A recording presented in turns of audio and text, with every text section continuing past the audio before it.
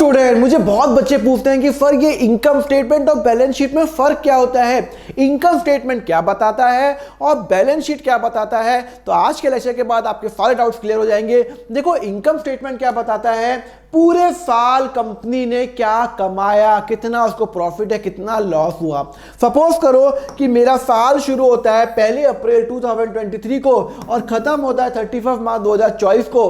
तो यहां पे इनकम स्टेटमेंट क्या बताएगा कि यहां से लेके यहां तक कितने महीने हो गए, 12 महीने के अंदर कंपनी को कितना फायदा हुआ या कितना नुकसान हुआ।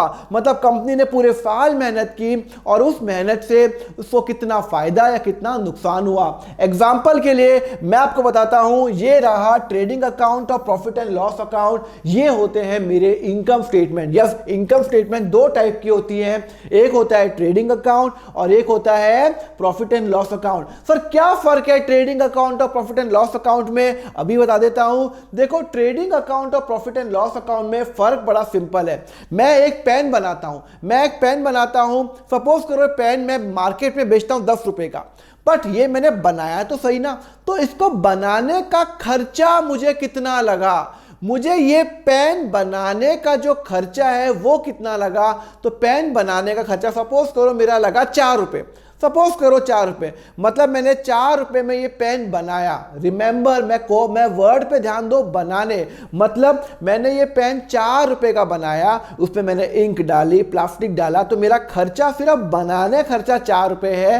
तो इसका मतलब है 10 का पेन बेचा 4 रुपए, 10 का पेन बेचा 4 रुपए खर्चा हुआ, तो 6 रुपए जो हुआ ना वो हुआ मेरा ग्रॉस प्रॉफिट। मतलब मेरा बनाने के ऊपर खर्चा कितना हुआ, 4 रुपए हुआ, बेचा मैंने 10 रुपए में, ये मेरा सेलिंग प्राइस, ये मेरा कॉस्ट, तो अल्टीमेटली मेरा 6 रुपए क्या हो गया, ग्रॉस प्रॉफिट हो गया।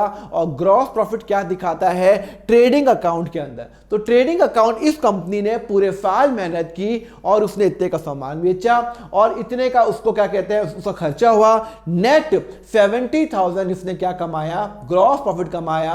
और ये जो ग्रॉस प्रॉफिट है ना, ये पूरे साल का होता है, 12 महीने का है। ये जो ट्रेडिंग अकाउंट है कितने महीने का है, फॉर द ईयर एंडिंग। यहां पे देखो, फॉर द ईयर एंडिंग 31 मार्च, मतलब शुरू कब हुआ था, 1 अप्रैल को। तो 12 महीने में कंपनी ने 70,000 ग्रॉस प्रॉफिट कमाया। पर एक बात बताओ, कंपनी को सिर्फ बनाने का खर्चा लगता है क्या? ये पेन तो मैंने बना दिया, पर उसको बेचना भी तो पड़ेगा, और भी तो बहुत सारे खर्चे होते हैं। तो भैया सुनो, पेन तो बना दिया, ग्रॉस प्रॉफिट भी मेरा कितना हो गया, मेरा ये 6 रुपए प्रॉफिट हो गया, पर उसके बाद मेरे और भी खर्चे होते हैं। मैंने एडवर्टाइजमेंट किया, मैंने सेल्समैन हायर किए कि भैया ये पेन बेचो, मैंने एक ऑफिस भी खोला एक पॉश एरिया के अंदर लोगों से डील करने के लिए। तो ये सब खर्चे क्या है, अदर खर्चे हैं। ये सब खर्चे इसको बनाने के नहीं है। जो खर्चा इसको बनाने में लग रहा है, जो लेबर कॉस्ट लग रही है, या जो इंक लग रहा है, प्लास्टिक लग रहा है, जो मशीन का खर्चा है, वो सब तो मैंने इसमें डाल दिया। पर उसके अलावा जो भी खर्चे होते हैं वो अदर एक्सपेंडिचर, जैसे general expenditure, selling expenditure, admin expenditure, वो खर्चे जाते हैं प्रॉफिट एंड लॉस में। तो ये 70,000 पहले मैं यहां ट्रांसफर करूंगा और उसके बाद मेरे ये खर्चे हुए, एडवर्टाइजमेंट हुआ, ट्रैवलिंग हुआ, ऑफिस हुआ, सैलरी हुआ, एक्सेट्रा। और इन सब के बाद मेरा जो अल्टीमेटली नेट प्रॉफिट हुआ 16,000 रुपए। वो कितना हुआ, 16,000 रुपए।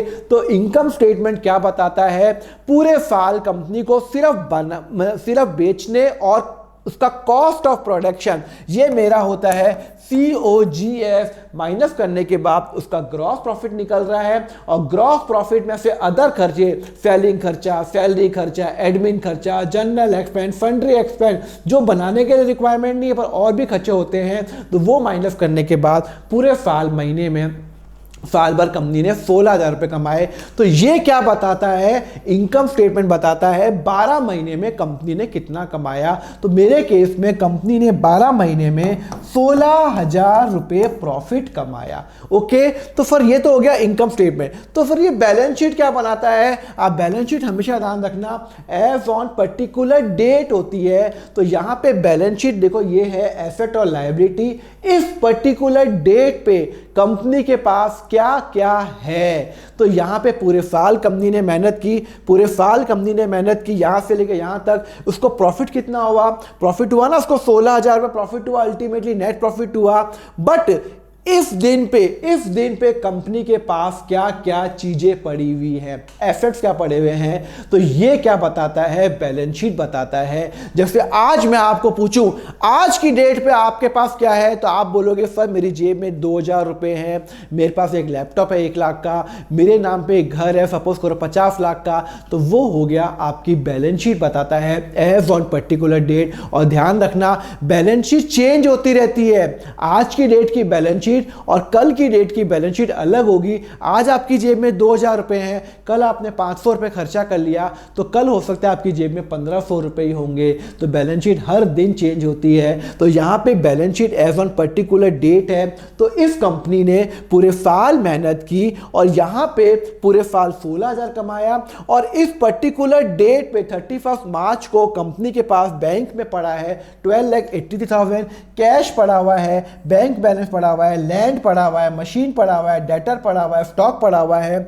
और यहां पे उसके पास लोन दिया हुआ है, किसी को सैलरी पे करनी है, लायबिलिटीज है। अल्टीमेटली बैलेंस शीट बताता है इस पर्टिकुलर डेट पे कंपनी के पास क्या क्या एसेट्स है और क्या क्या लायबिलिटीज है। अच्छा ध्यान रखो कंपनी के जो मालिक है, जो कंपनी का मालिक है सपोज करो अमित है, उसने 15 लाख रुपए बिजनेस में लगाए थे, पूरे साल उसने मेहनत की, 16,000 रुपए कमाए। ये 16,000 रुपए कंपनी किसको देगी? अरे यार रिलायंस इंडस्ट्री जो भी कमाएगी अल्टीमेटली वो प्रॉफिट किसका? उसके मालिक का, मुकेश अंबानी जी या जो भी उनके मालिक है उनका। तो यहां पे इस कंपनी ने कमाया पूरे साल 16,000 रुपए।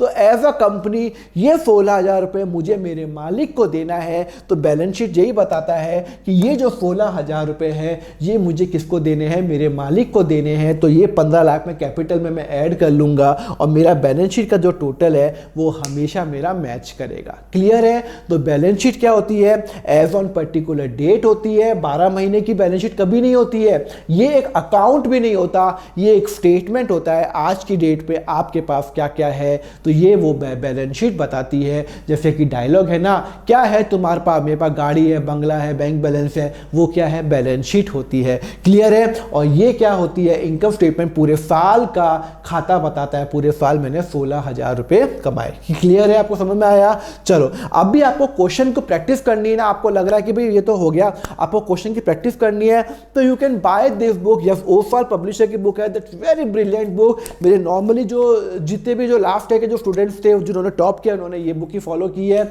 बहुत ही प्यारे प्यारे इसमें क्वेश्चन है। इसमें जितने भी जो भी नोट्स है ना वो पिक्टोरियल वे में दिए हुए हैं, ग्राफिटिकल वे में दिए हुए हैं, जिससे आपको रिमेंबर करने में थोड़ी सी आसानी होती है। इसमें क्वेश्चंस हैं, क्वेश्चन के सारे सॉल्यूशंस हैं एंड इसमें एमसीक्यूज भी है। और एमसीक्यू में नहीं सिर्फ आंसर दे रखे हैं, आंसर सही क्यों है, गलत क्यों है, इसमें एक्सप्लेनेशन भी दे रखा है कि ये एक्सप्लेनेशन है कि ये आंसर सही क्यों है। तो दैट्स अ ब्रिलियंट बुक। आपको ये बुक कहां पे मिलेगी? ये आपको अमेज़न पे मिल सकती है, आप वहां पे ले सकते हो, या फिर इनकी जो वेबसाइट है नीचे मैंने लिंक दे रखा है, आप उस पर क्लिक करिए। वहां पे जो मेरा एक कोड है आप वहां पे लगा दो तो आपको ऑटोमेटिकली क्या मिल जाएगा? आपको 10% ऑफ आपको मिल ही जाएगा। 10% ऑफ। आप accountfunder.com अकाउंट फंडर लगा दो, आपको मिल जाएगा। That's my recommended book. तो ओफाल पब्लिशर की बुक है, ये ऐसे कुछ दिखती है और ये 12th की भी आती है, 11th की भी आती है। वहां पे क्वेश्चन प्रैक्टिस कर लेना। सीबीएसई के जितने भी लास्ट के क्वेश्चन आए हुए हैं सब इसके अंदर है। क्लियर है? चलो लेक्चर अच्छा लगा तो लाइक करो ना, आप लाइक करते हो तो मुझे मोटिवेशन मिलता है, तो लाइक एंड सब्सक्राइब तो आप कर ही लेना। Thank you very much, have a nice day, take care.